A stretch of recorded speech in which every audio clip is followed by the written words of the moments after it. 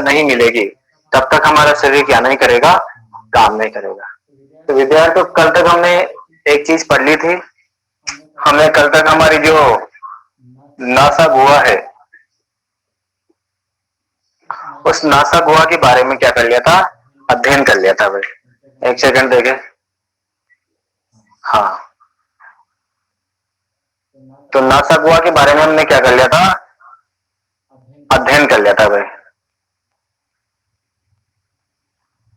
ठीक है, अब नासा गुहा के बाद हम आगे बढ़ते हैं। नासा गुहा के बाद हम आ जाते हैं श्वास नदी पे। ठीक है, नासा गुहा के बारे में हमने पढ़ लिया था, थोड़ा सा शेष रह गया था, दो तीन चीजें। एक नंबर का क्वेश्चन, क्योंकि मैंने आज थोड़ा बोर्ड पे लिख लिया है ताकि आपको कम समय में अधिक जानकारी मिल सके, ताकि मैं लिखता भी टाइम लगता थोड़ा सा, है ना। तो मैंने यहाँ पे लिख रखा है कि नासा मार्ग के बारे में आपको एक चीज याद रखनी है। नासा मार्ग कल हमने पढ़ तो लिया था, तो देखिए उसमें चार अस्थियां होते हैं, उनका नाम याद रखना। नेजल, प्रीमैक्सिला, मैक्सिला, इथेमोइड, ठीक है ना, इनको याद रखना। ठीक है ना, तो इसको ऐसे भी याद रख सकते हो आप बिल्कुल। नेजल, ठीक है ना, प्रीमैक्सिला, मैक्सिला और इथेमोइड। अभी आपको इतना सा याद रखना है, जब अपन चैप्टर 30 पढ़ेंगे, चैप्टर 30 में अपन सभी अस्थियों के बारे में पढ़ेंगे। यहाँ तो सिर्फ अपन को याद रखना है कि हमारी जो अस्थियां होती है नासा मार्ग की, चलो मैं आपको थोड़ा थोड़ा बता देता हूँ, है ना, थोड़ा थोड़ा बता देता हूँ कि जो हमारी जो अस्थियां होती है, तो जैसे ये सामने वाली होती है, इसको हम नेजल कहते हैं। क्या कहते हैं, नेजल। ठीक है, इसको हम क्या कहते हैं, नेजल कहते हैं। ठीक है, इसको हम क्या कहते हैं, नेजल कहते हैं। और उसके बाद ये बाहर वाली थोड़ी अंदर होती है, इसको मैक्सिला वगैरह। तो दो चार अस्थियां होती है जो हमारे नाक में होती है ना, तो नाक की अस्थियों को हम बोलते हैं नेजल, प्रीमैक्सिला, मैक्सिला, इथेमोइड। तो एक क्वेश्चन एक नंबर में पूछा जाए हमारा हमसे कि हमारा नासा मार्ग कौन कौन सी अस्थियों का बना होता है, तो नेजल का बना होता है, प्रीमैक्सिला का बना होता है, और किसका बना होता है, मैक्सिला का बना होता है, और इथेमोइड का बना होता है। तो चार अस्थियां होती है, याद रखना, रिपीट करना अपने मन में, क्योंकि ये थोड़ा कठिन है याद करना। अस्थियों के नाम नेजल, ठीक है ना, उसके बाद प्रीमैक्सिला, फिर मैक्सिला, फिर इथेमोइड। ऐसे भी याद रख लो, ऐसे, है ना, नेपाल का पीएम में, ऐसे याद रख लेना, नेपाल का पीएम में, ऐसे याद रख लेना, नेपाल का पीएम में। इससे आपको याद हो जाएगी। क्या बोला मैंने, नेपाल का पीएम में, नेपाल का पीएम में, क्योंकि वहां प्रधानमंत्री की कमी चल रही है, लड़ाई चल रही है, तो आप बन जाओ, है ना। तो नेपाल का पीएम में, नाक से नेपाल याद रखना, नाक से क्या याद रखना, नेपाल याद रखना, नेपाल का पीएम में। एन से क्या बन जाएगी, नेपाल, नेजल, है ना, ने से शुरू करना, नेजल, प्रीमैक्सिला, मैक्सिला और इथेमोइड। इस तरह से हमें नाक की अस्थियों को याद रखना है। तो ये नाक हो जाएगा। नाक हमारा क्या काम करता है, याद है, नाक हमारी जो वायु आती है, उस वायु के हानिकारक जो जीवाणु होते हैं उनको मारता है, और वायु को क्या करता है, ठंडा कर देता है। ये हमको याद रखना है ना। अब आगे चलते हैं। इसके बाद हम थोड़ा सा आगे बढ़ते हैं, तो जो हमारा कंठ वगैरह आता है, तो कंठ होता है, कंठ भी दो तीन अस्थियों का बना होता है। ये कंठ में सबसे ये बाहर ये हमको नजर आता है, तो ये क्या होता है भाई, ये एक अस्थि होती है हमारी, इसको बोलते हैं थायराइड। क्या बोलते हैं इसको, थायराइड उपास्थि बोलते हैं। तो ये इस तरह से हमारा जो कंठ भी होता है, वो कंठ भी हमारा चार अस्थियों से मिलकर बनता है। कितने अस्थियों से मिलकर बनता है, चार अस्थियों से मिलकर बनता है। नाम भी याद रखना, बस इतना सा याद रखना, कंठ में और कुछ भी नहीं पूछा जाएगा आपसे। थायराइड उपास्थि, मुद्रिका, दर्विका, एपिग्लोटिस। ध्यान देना, थायराइड ग्रंथि अलग है, थायराइड ग्रंथि क्या होती है, अलग होती है, और थायराइड उपास्थि, थायराइड ग्रंथि जिस अस्थि से बनी होती है ना, उसको बोलते हैं थायराइड उपास्थि, है ना। तो इस तरह से, तो ये थायराइड, फिर होती है मुद्रिका, दर्विकाभ और एपिग्लोटिस। एपिग्लोटिस तो आप जानते ही हो। तो इस तरह से हमारा जो श्वसन तंत्र है, तो श्वसन तंत्र में जो हमारा कंठ है, जो हमारा कंठ है वो चार अस्थियों से मिलकर बनता है। नाक भी चार से बनता है, ठीक है ना, थायराइड, मुद्रिका, दर्विकाभ और एपिग्लोटिस। तो इस तरह से हमको ये याद रखना है। इसकी भी आप शॉर्ट ट्रिक से याद कर सकते हो, कोई दिक्कत नहीं है, ठीक है ना। ऐसे शॉर्ट में चार अक्षर लिख लिया, कोई सी ट्रिक बन जाएगी, टी एम, टी एमडी और ये एपिग्लोटिस, ऐसे हो गया, ठीक है ना, TMDA ऐसे याद रख लो शॉर्ट शॉर्ट में, तो ऐसे याद हो जाएगी आपको। तो अस्टियों में बार बार रिपीट करोगे तो याद हो जाएगी। हाँ बोलो सर इनका इनका कार्य क्या होता है? इनका काम कुछ भी नहीं होता है, इनका निर्माण है बस, इनका काम कुछ भी नहीं है। कंठ बना रहा है ना, वजह से अपन ने बता दिया कि वो मकान बनाना है, तो मकान में ईंटों का काम क्या होता है बताओ? तो मकान में ईंटों का काम होता है मकान बनाना। वैसे इन अस्थियों का काम होता है कंठ को बनाना, नेजल प्रीमैक्सिलर इथेमोइड, ठीक है ना, इनका काम होता है नासा मार्ग को बनाना, बस काम अभी कुछ भी नहीं इनका, इस तरह से इनको बनाना होता है, अस्थियों का रास्ता होता है कुछ भी, ठीक है। चलो नेक्स्ट आगे चलते हैं हम, ठीक है, ध्यान से सुनना भाई, किसी को समझ में नहीं आ जाए, नहीं आई बीच में तो पूछ सकता है मुझसे, है ना। चलो आगे बढ़ते हैं हम आगे चलते हैं। हमारे पास जो हमारा कंठ था, कंठ के बारे में पढ़ लिया, बस आपको दो शॉर्ट शॉर्ट में पढ़ना है। अब हम आ जाते हैं हमारा मेजर पॉइंट, श्वास नली के बारे में। श्वास नली क्या होती है? देखो श्वास नली एक तो 12 सेंटीमीटर लंबी नलिका होती है। कौन सी नलिका होती है? 12 सेंटीमीटर लंबी नलिका होती है, और ये खोखला पाइप होता है इस तरह से, ठीक है।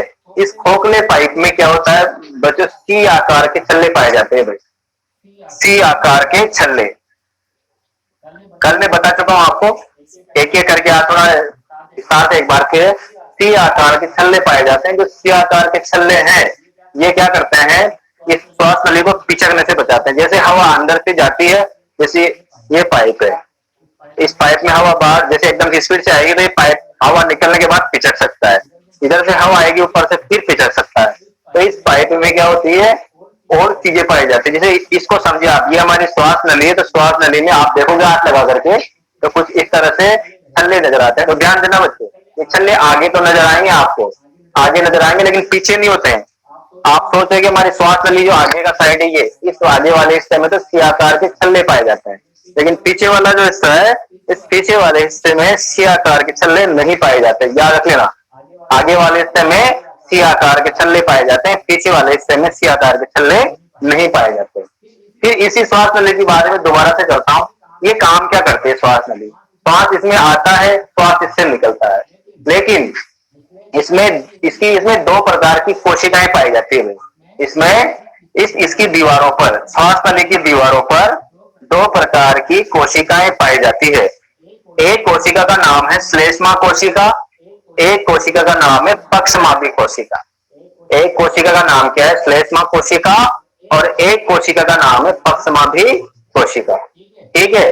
श्लेष्मा कोशिका, पक्षमापी कोशिका। अब ये कोशिकाएं करती क्या है? श्वास नली में इन कोशिकाओं का काम क्या है? तो विद्यार्थी, श्वास नली में इसका काम होता है, श्लेष्मा का काम तो होता है श्लेष्मा का उत्पादन करना। श्लेष्मा क्या होता है? श्लेष्मा एक तरल चिपचिपा पदार्थ होता है। श्लेष्मा क्या होता है? एक तरल चिपचिपा पदार्थ होता है। ये इसका काम होता है श्लेष्मा कोशिकाओं का, श्लेष्मा का उत्पादन करना। दूसरी बात, पक्षमापी कोशिकाएं। पक्षमापी कोशिकाओं का काम क्या होता है विद्यार्थियों? पक्षमापी कोशिकाओं का काम होता है पक्षमाप उत्पन्न करना। क्या काम होता है? पक्षमाप उत्पन्न करना। बस दो काम होते हैं। अब श्लेष्मा का क्या काम है, पक्षमाप का क्या काम है? हमारी कोशिकाओं ने, बहुत प्यारी सी कोशिकाओं ने क्या कर लिया? श्लेष्मा बना लिया और पक्षमाप बना लिया। अब क्या होता है, जैसे हमारे इस श्वास नली में वायु अंदर आती है, तो वायु अंदर आती क्या होती है? इसका संपर्क होता है किससे? श्लेष्मा से। तो बच्चों, श्लेष्मा से संपर्क होते ही क्या होता है? ये श्लेष्मा क्या कर लेता है? वायु में आने वाले हानिकारक जीवाणुओं को क्या है? दबोच देता है और उनको मार देता है।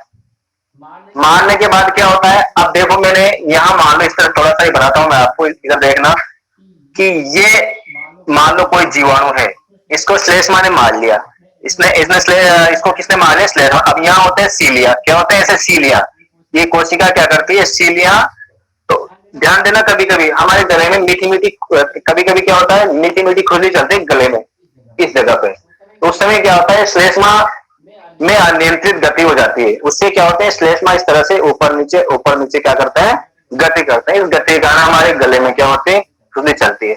और ये क्या करते हैं? जैसे जीवाणु है, इसको क्या होता है? इस समय ये इसको अपने इनके माध्यम से, जैसे ये इस तरह से होती है, यहाँ पे कोई ये गोल गोल सा जीवाणु वगैरह श्लेष्मा में फंस कर इसको ऊपर निकालती है। ऊपर निकाल के कहाँ पहुंचा देती है? ग्लोटिस के पास।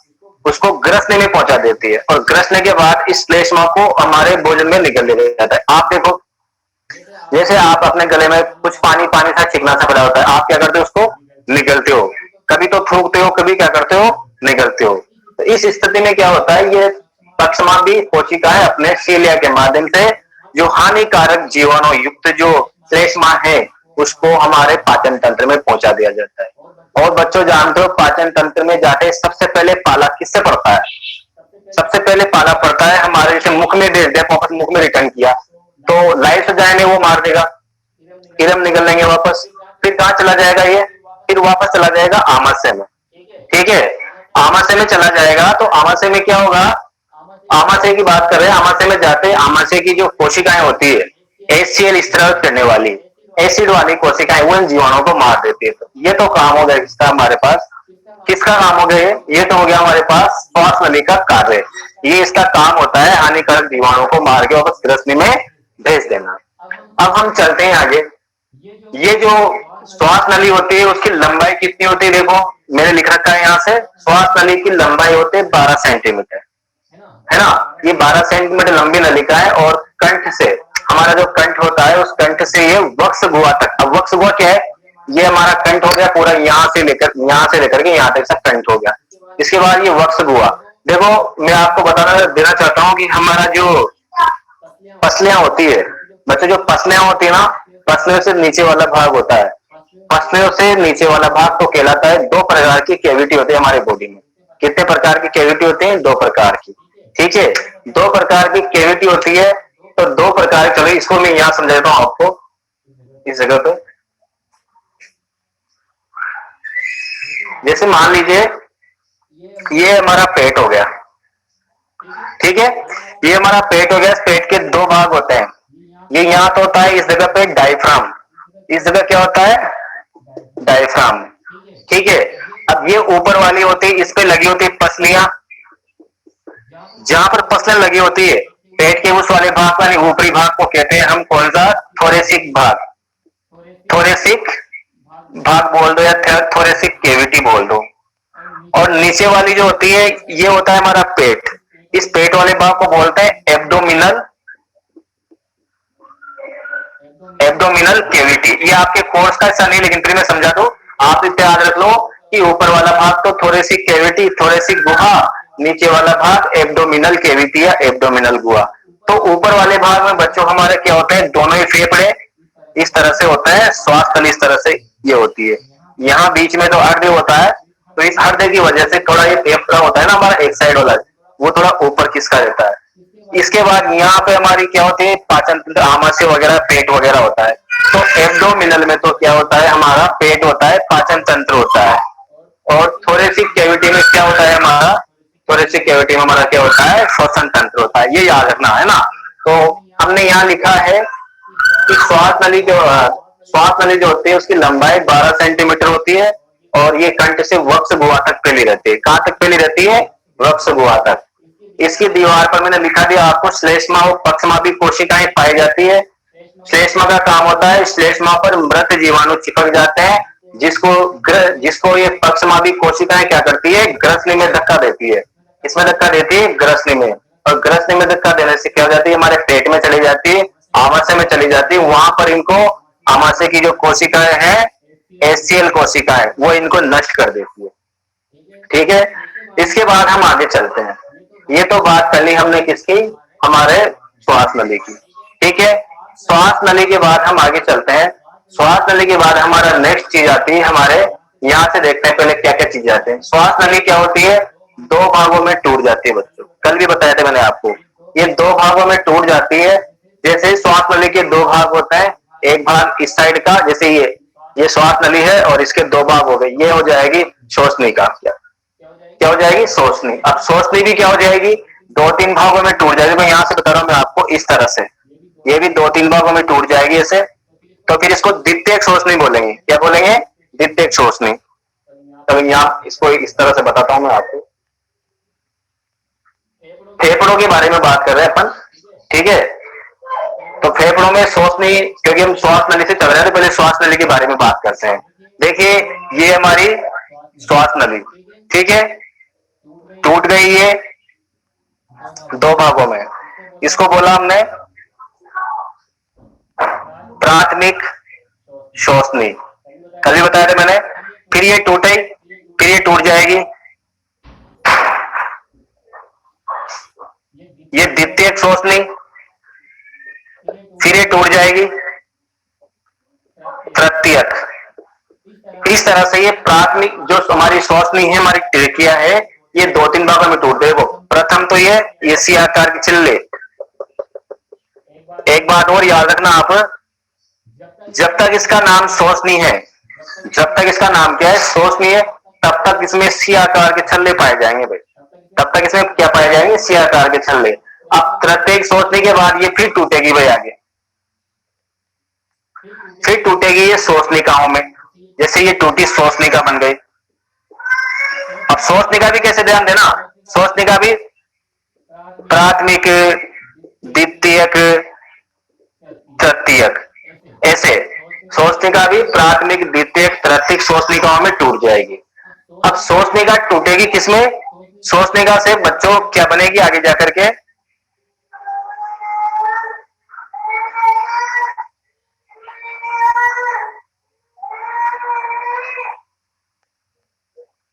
इस तरह से इस श्वसनिका से आगे जाकर के क्या बन जाएगी? वायु कूपिका वाहिनी, वायु कूपिका वाहिनी। ये ध्यान देना, ये क्रम। हाँ बोले, अगर चल नहीं पाएंगे ना। हाँ, यहाँ पे इस जगह पे श्वसनिका के बाद, जैसे जब तक इसका नाम श्वसनी है तब तक इसमें सी आकार के छिल्ले रहेंगे। जैसे मैंने बना रखे ना यहाँ तक, फिर ये बन जाएगी है ना। अब इसके बाद हम आगे चलते हैं तो नहीं पाए जाएंगे बिल्कुल भी। ये बहुत पतली हो जाती है लास्ट में जाकर के, है ना। ये लास्ट में जाकर के बहुत पतली हो जाती है, और बहुत पतली होगी, इसका नाम क्या पड़ जाएगा? बोलो, वायु कूपिका वाहिनी। ठीक है, इसका नाम हो जाएगा वायु। सर इसमें अब इसमें कोई कुछ भी नहीं है। इसमें अभी हम बात करेंगे, अभी ये पतली हो जाएगी, अभी कुछ भी नहीं है इसमें, केवल हवा के बहने के लिए स्थान हो जाएगा बस, केवल, है ना। हवा के बहने के लिए स्थान हो जाएगा। ठीक है, वायु कूपिका वाहिनी नाम हो जाएगा भाई। अब वायु कूपिका वाहिनी क्या करती है, किससे जाके जुड़ते, बताओ, देखना इधर। इस तरह से मैंने ये बनाया है। ये क्या बनाया मैंने, अभी इसमें तो आपको समझ नहीं आएगा कि यहाँ क्या हो रहा है। इसमें देखना अभी तक बाहर, यहाँ इसको बोलेंगे वायु कूपिका कोश। इसको क्या बोलेंगे? वायु कूपिका कोश। ये क्रम पूछेगा एग्जाम में आपके। अब वायु कूपिका कोश में अंदर की तरफ छोटी छोटी डक्ट निकलते बच्चों, ऐसे छोटी छोटी नलिकाएं निकलती है। इन छोटी छोटी नलिकाओं में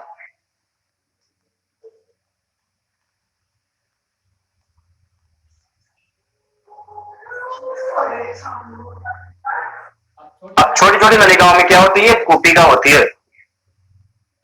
किताब में आपको थोड़ा क्लियर समझ में नहीं आएगा, मैं आपको इसमें समझा रहा हूं कि सबसे पहले नंबर चलना यहाँ से। ये होती है श्वास नली। रिपीट करना, अपने मन में बोलना मेरे साथ।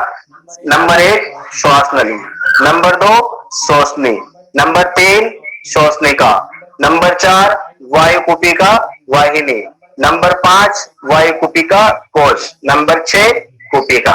इस तरह से हमारे पास 6 चीजें होती है। अब इनको बांट लो यहाँ पे। सबसे पहले श्वास नली, फिर श्वसनी, फिर श्वसनिका, ठीक है ना, फिर वायु कूपिका वाहिनी। इस श्वसनिका को यहाँ से इसके 3 भाग हुए ना बच्चों, ऐसे 3 भाग टूट जाएंगे, तो इसका एक और नाम हो जाएगा यहाँ पे श्वसन श्वसनिका, श्वसन श्वसनिका। ये बीच में रह गया था, ठीक है ना। तो ये श्वसनिका अगर अपने और छोटी छोटी भागों में बढ़ती है, श्वसनिका के टूटने के बाद जो संरचनाएं बनती है, छोटी छोटी शाखित रचना है, छोटी छोटी नलियां, उनको कहेंगे श्वसन श्वसनिका। श्वसन श्वसनिका बन जाती है आगे जाकर के वायु कूपिका वाहिनी, और टूट जाती है।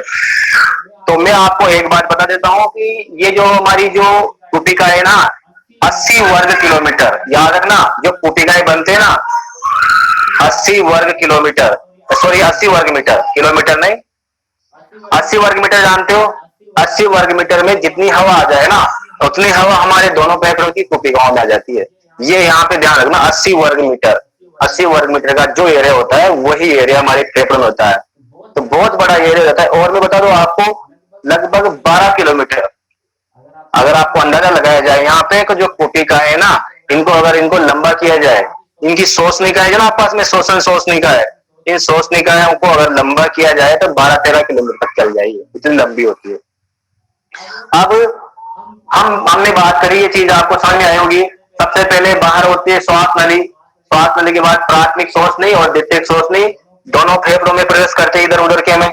प्रवेश करने के बाद श्वासनी जो होती है ना, वो द्वितीयक, तृतीयक, चतुर्थ में बढ़ जाती है। फिर आगे जाकर के वो बढ़ जाते हैं किसमें, श्वासनिका में। फिर श्वासनिका आगे टूट जाते हैं छोटी छोटी पतली नलियों में, उससे बन जाते हैं श्वसन श्वासनिका। श्वसन श्वासनिका बन टूट जाती है आगे जाकर के वायु कुपिका वाहिनी में।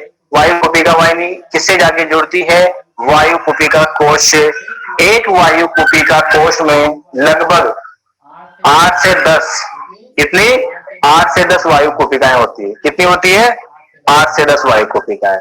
और बात करते हैं हम आगे। इसके बाद हम चलते हैं फेफड़ों की तरफ। कहां पे चलते हैं, फेफड़ों की तरफ। तो फेफड़ों में क्या होता है, श्वसन श्वासनिका में भाग नहीं होती क्या? श्वसन श्वासनिका कई भागों में बटी होती है, एक ही थोड़ी होती है। ये टूट के वायु कुपिका वाहिनी बनाते हैं बहुत सारे से। एक टूटेगी तो 4 बनाएगी, 5 बनाएगी, 10, 20, 30 ऐसे बनाएगी भाई, ऐसे होता है। तो श्वसन श्वासनिका की भाग है, जैसे ये एक बना रखा है मैंने, तो ये इधर है तो ये इधर भी है, तो ये टूटेगी। फिर इस तरह से टूटते टूटते कितनी बन जाएगी, हाँ ऐसे, ठीक है। नेक्स्ट चलते हैं आगे। आगे चलते हैं फेफड़ों की तरफ भाई, है ना। फेफड़ों की तरफ चलते हैं। तो फेफड़ों में, फेफड़े कहां पर होते हैं, पहली बात तो फेफड़े होते हैं हमारे, ये देखिए मैंने बता दिया आपको, ये हमारे वक्ष गुहा में स्थित होते हैं और हमारे हार्ट के पास होते हैं। किसके पास होते हैं, हमारे हार्ट के पास। हमारे यहाँ पे हमारा हृदय होता है भाई, ठीक है। अब हम फेफड़ों की बात करें तो फेफड़े जो है, आज हम इसको पूरा रचना कर लेंगे इसके, ना फेफड़ों में क्या क्या पाया जाता है, ठीक है। फेफड़े जो होते हैं वक्ष गुहा में हृदय के पास स्थित होते हैं, एक बात तो ये याद रखना। और पसली पंजर या अस्थि पंजर में क्या होते हैं, सुरक्षित रहते हैं। ये हमारे आसपास क्या होती है, पसलियां होती है भाई, इन पसलियों के द्वारा ये सुरक्षित रहते हैं, ठीक है। इनमें ये सुरक्षित रहते हैं। अब मैं आपको एक चीज और बताता हूं, अगर आपको नजर आ रही है बोर्ड पे, तो आ रही नजर ये वाली फेफड़े लिखा हुआ देखिए, ठीक है। देखो फेफड़ों में हमारी क्या क्या प्रवेश करती है, श्वासनी प्रवेश करती है। क्या प्रवेश करती है, श्वासनी, ठीक है ना। सोचने के बाद जैसे ये बढ़ जाती है प्रथम द्वितीयक तृतीयक श्वासनी में। फिर एक बार समझो, ये बात कंफ्यूज करती है सबको। उसके बाद ये श्वासनी बढ़ जाती है श्वासनिका में, ये भी ऐसे होती है प्रथम द्वितीयक तृतीयक, ऐसे कितनी होती है, कोई नहीं गिनती। उसके बाद होती है श्वसन श्वासनिका। श्वसन श्वासनिका भी क्या होती है, द्वितीयक तृतीयक चतुर्थक ऐसे बढ़ जाती है। एक ही नहीं होती श्वसन श्वासनिका, कि आप सोचो कि श्वसन श्वासनिका एक ही हो, ऐसा नहीं है। एक ही श्वसन श्वासनिका नहीं होती, बहुत सारी होती है, ठीक है। इस तरह से अब ये श्वसन श्वासनिका आगे जाकर के क्या बना देती है, वायु कुपिका वाहिनियां बना देती है। और वायु कुपिका वाहिनियां बहुत सारी मिलकर के क्या करती है ना, इस तरह से यहाँ का। तो ये वायु कुपिका वाहिनियां मिलकर के, एक सेकंड रुकना है, जा रहा हूं।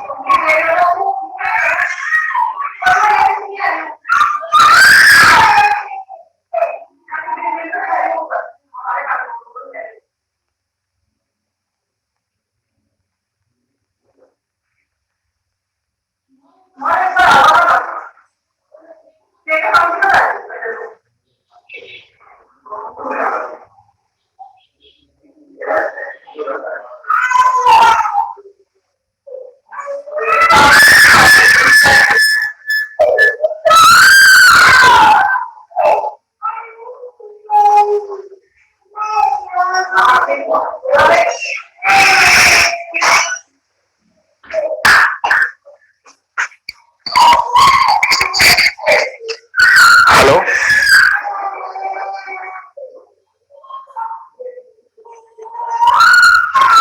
ठीक है भाई, आगे चलते हैं अपन। तो हम पढ़ रहे थे, देखो यहाँ पे फेफड़ों पे आ गए थे हम। देखो अब फेफड़ों के बारे में बिल्कुल आपको सिंपल सी चीज याद रखनी है। सबसे पहले आपको ये फेफड़े जो है, ये तो हमने पढ़ ही लिया था, ये तो आपको बार बार लाइन लिख लिख के याद करना है किसका नंबर पहले आता है। ये सारी रचनाएं होती है ना, ये सारी रचनाएं आपके पेपर में एक प्रश्न पूछा गया था 2011 में, क्योंकि आपका कोर्स 2011 का था। श्वसन वृक्ष का नामांकित चित्र बनाइए। तो श्वसन वृक्ष का नामांकित चित्र बनाओगे ना, तो आपको ये बनाना है भाई, यहाँ से शुरू करना है। श्वास नली, प्राथमिक श्वास नली, इस तरह से ये पूरा का पूरा एक श्वसन वृक्ष या रेस्पिरेटरी ट्री है। इस रेस्पिरेटरी ट्री का चित्र आपको बताना है। ये ऐसा पूछा जाएगा, तो इसलिए इसको याद करना बहुत जरूरी है, और ये क्रिया विधि में भी काम आएगा, है ना। बात करते हैं हम आगे फेफड़ों की। तो फेफड़ों पे हम पहुंच गए थे। फेफड़ों के बाहर क्या होता है, चलो इसको दोबारा से बनाता हूं मैं। इधर वाले फेफड़े में पढ़ लेते हैं अपन, है ना, कि हमारा जो प्रत्येक फेफड़ा होता है, उस प्रत्येक फेफड़े पे 2 आवरण पाए जाते हैं भाई। क्या पाए जाते हैं? 2 आवरण। इसको मैं मिटा देता हूं अभी थोड़ा सा, तो क्या वो क्लियर हो जाएगा। प्रत्येक फेफड़े पे क्या हो जाता है? 2 आवरण पाए जाते हैं। एक तो होता है बाह्य फुफ्फुस आवरण, जैसे फुफ्फुस आवरण पाए जाते हैं, तो ये तो होता है बाह्य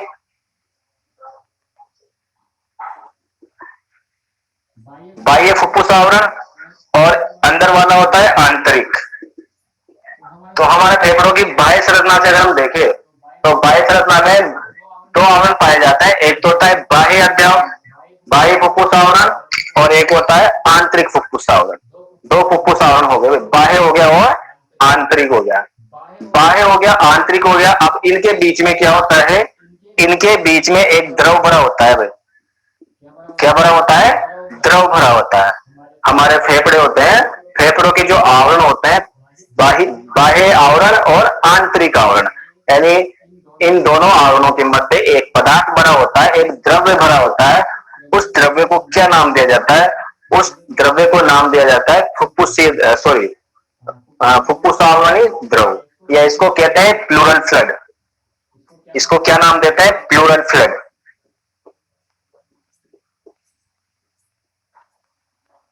इसको हम प्लूरल फ्लड कहते हैं।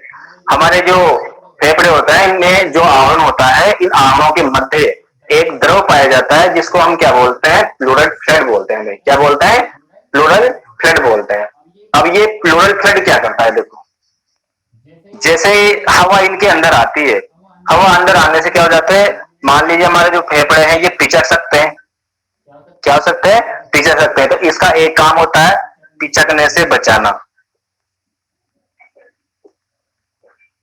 किसको बचाना? फेफड़ों को।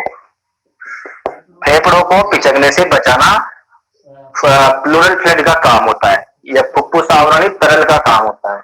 और दूसरा काम क्या होता है इसका? मान लीजिए कभी कभी दुर्घटना हो जाए, चोट लग जाए, या ज्यादा धूम्रपान किया जाए, उस स्थिति में क्या होता है कि जो फुफ्फुस आवरणी तरल है, जो प्लूरल फ्लड है, इस प्लूरल फ्लड में क्या हो जाता है? इंफेक्शन हो जाता है, एक जीवाणु का संक्रमण हो जाता है। आपने पढ़ा होगा नाम, अगर किसी को नाम याद हो तो बता सकता है। प्लूरल फ्लड से एक बीमारी हो जाती है निमोनिया। आपको याद होगा निमोनिया। निमोनिया में जो हमारी जो फुफ्फुस आवरण की जो झिल्लियां होती है, यानी फेफड़ों की जो झिल्लियां होती है, फेफड़ों के जो आवरण होते हैं, जो फेफड़ों के जो आवरण होते हैं ना, इन आवरणों में क्या होता है? जीवाणु का संक्रमण हो जाता है। प्लूरोनिमोनिक, है ना, पेपेलो, पीपीएलओ, प्लूरोनिमोनो लाइक जो एनिमल है, उनका क्या हो जाता है? इसमें संक्रमण हो जाता है। क्या हो जाता है? संक्रमण। जिससे क्या हो जाता है? ये फेफड़े वगैरह होते हैं, जल्दी जल्दी काम करते हैं इनमें, इस तरह से। तो छोटा बच्चा जो उसको निमोनिया होता है ना, तो वो क्या होता है? उसके फेफड़े जल्दी जल्दी सांस लेता है, वो बिल्कुल तेज गति से हवा आती है, यानी एक्सपायरेशन इनहेलेशन तेज गति से होता है। बार बार उस बच्चे को क्या होता है? सांस आता है तेज गति से, इस तरह से। और इसकी स्पीड कभी कभी इतनी बढ़ जाती है कि उस बच्चे की मृत्यु तक हो जाती है निमोनिया की वजह से। तो ये निमोनिया में ऐसी समस्या होती है। तो ये जो फुफ्फुस आवरणी तरल है, बहुत इंपॉर्टेंट है। तो इसकी इंपॉर्टेंस यही है कि इसकी वजह से हमें संक्रमण से बचाता है, हमारे फेफड़ों से, फेफड़ों को पिचकने से क्या होता है? बचाता है।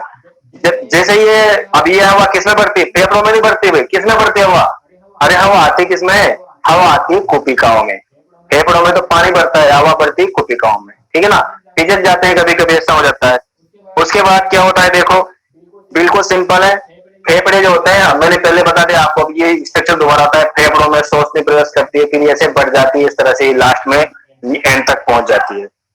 ठीक है, अब हम लास्ट में बात करते हैं किसकी, कुपिका की। कुपिका में क्या क्या होता है देखो।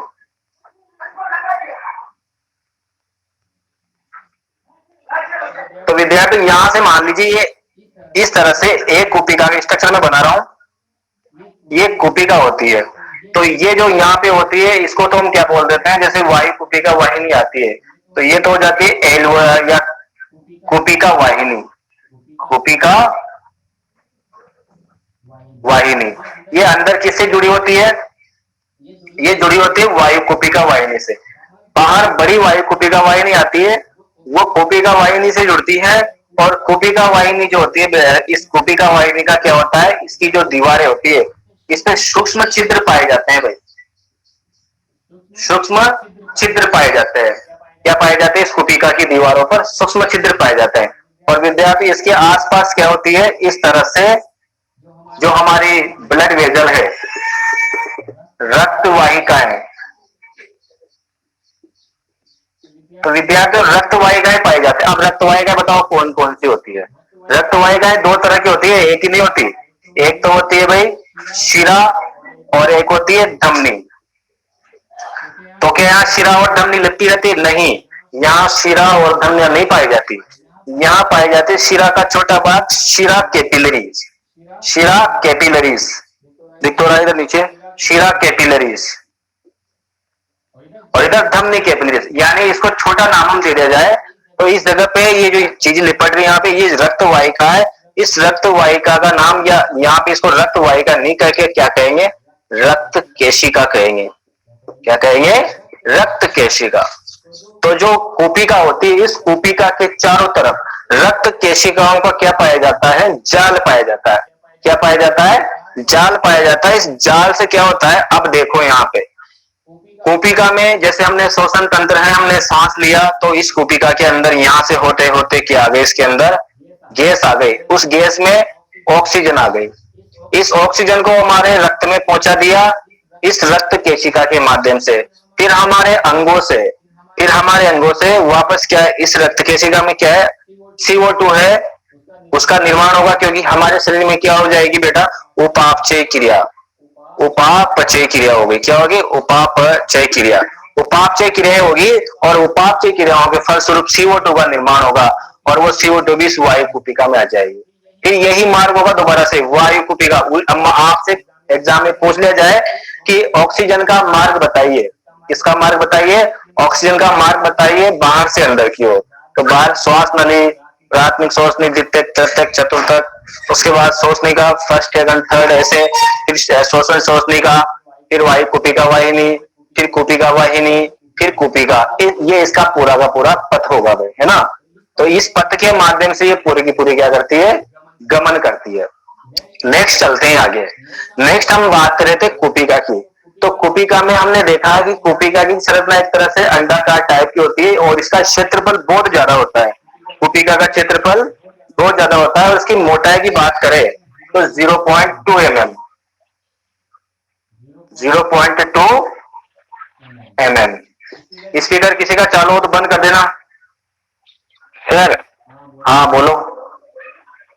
अगर वो क्वेश्चन आ जाए तो उसमें ऐसे लिख सकते हैं से कुपिका की वाहिनी श्वास पूरे नली लिखने जरूरी है, श्वास नली से कुपिका वाहिनी।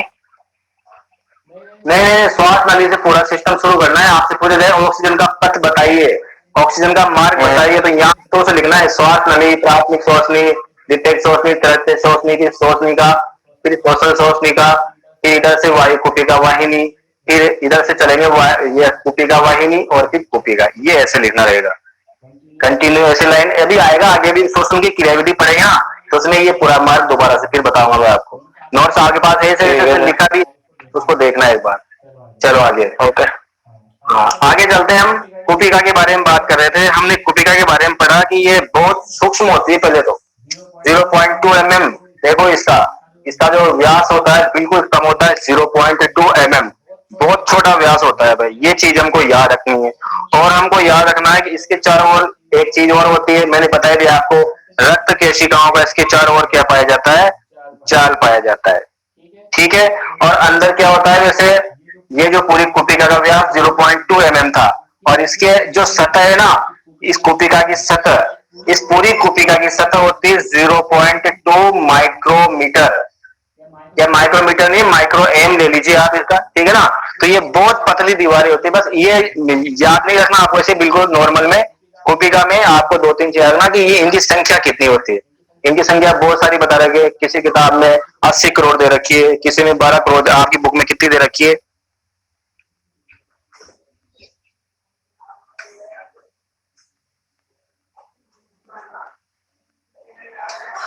हाँ देखो, आपकी बुक में भी यही दे रखा है इस तरह से कि जो कुपिका है 0.2 माइक्रोमीटर इसकी झिल्ली होती है, ठीक है। उसके अलावा 0.2 माइक्रोमीटर का इसका क्या होता है, व्यास होता है पूरा, ठीक है ना। इस तरह से ये इसका व्यास हो जाएगा, तो व्यास और ये याद रखना। और क्या याद रखना, एक और क्वेश्चन आपसे पूछा जा सकता है एग्जाम में कि कुपिका के बाद श्वसन झिल्ली किसे कहते हैं। एक प्रश्न आपसे पूछा सकता है कि श्वसन झिल्ली, एक मिनट डस्टर इसको साफ कर दे रहा हूं।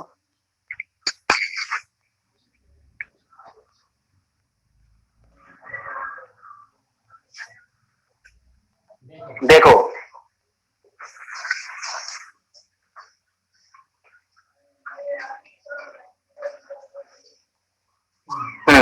एक एग्जाम में प्रश्न पूछा जाए आपसे कि श्वसन झिल्ली क्या होती है।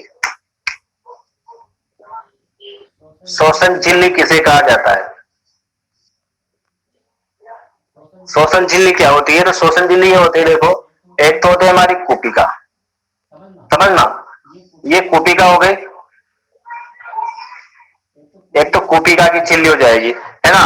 कुपिका की झिल्ली है, इसको बोलते हैं कुपिका की उपकला, कुपिकीय उपकला,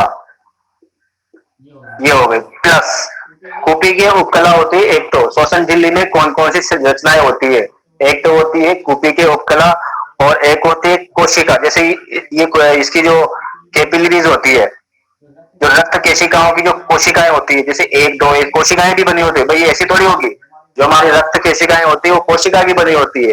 तो जो रक्त कोशिका है या रक्त केशिका है उसकी झिल्ली ये वाली, तो ये किसकी हो जाएगी, केशिका की अंतकला। किसकी अंतकला, केशिका, केशिका की अंतकला।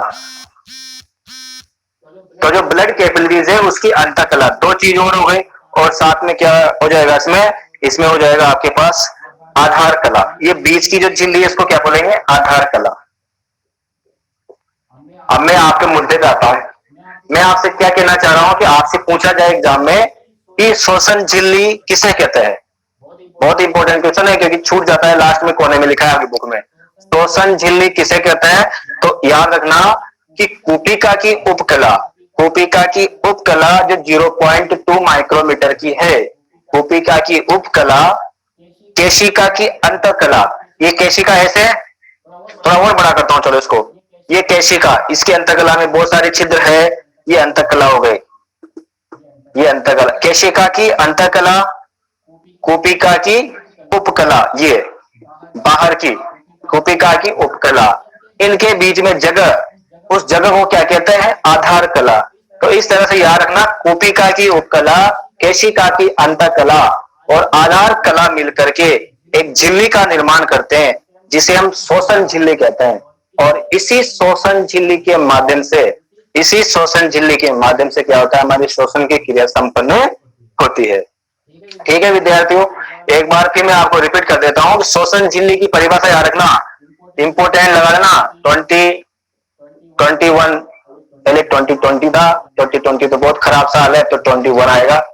तो आधार कला, कुपिकीय उपकला, कोशिकीय अंतकला, समझना। लास्ट में आगे बन फेफड़ों में घुसते घुसते हम फेफड़ों में घुस गए, और घुसते घुसते कहां पहुंच गए, फेफड़ों में घुसते घुसते